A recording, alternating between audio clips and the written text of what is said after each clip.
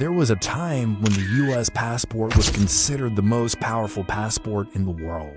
This meant that American citizens could travel to almost any country without needing a visa, and they were welcomed with open arms. That time has come to an end. In 2025, the U.S. passport is no longer the most powerful passport in the world. In fact, it's become one of the least powerful and respected passports globally. So what happened?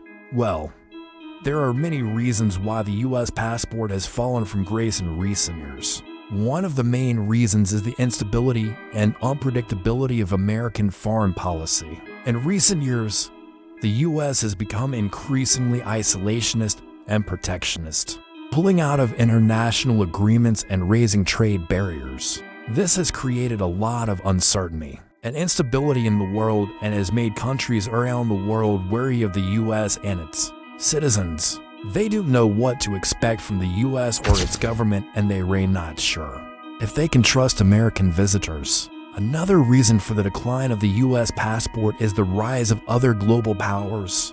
In recent years, countries like China and India have emerged as major players on the global stage. This has shifted the balance of power and has made countries less dependent on the U.S.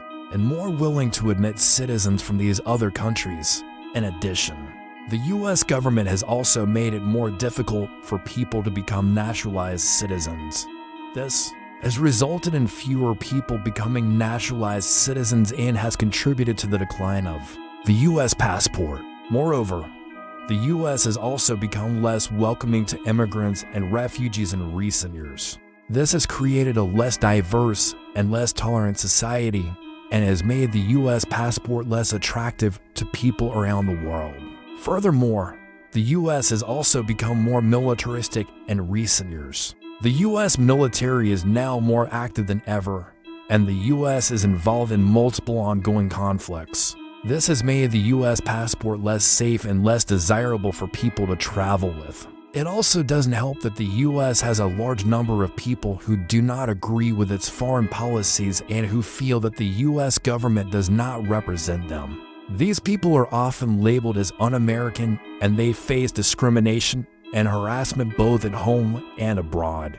This makes traveling with a U.S. passport a risky proposition for them, as they never know when they might be arrested or detained for their political beliefs. The decline of the U.S. passport is a complex issue with multiple contributing factors. The instability and unpredictability of American foreign policy, the rise of other global powers, the difficulty of becoming a naturalized citizen, the less welcoming environment for immigrants and refugees, and the increased militarism of the U.S. all play a role in making the U.S. passport less powerful and respected.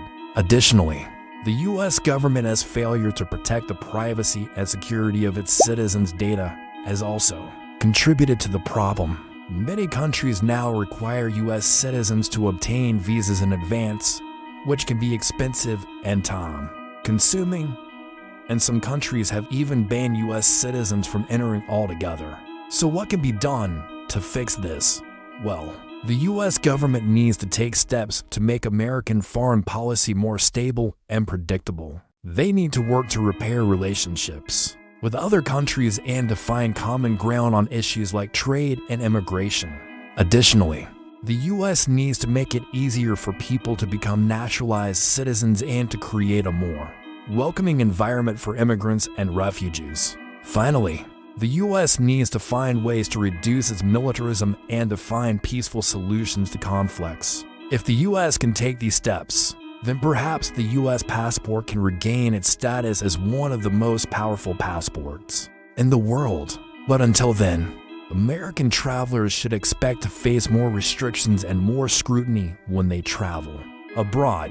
Thank you for watching, and see you in the next video.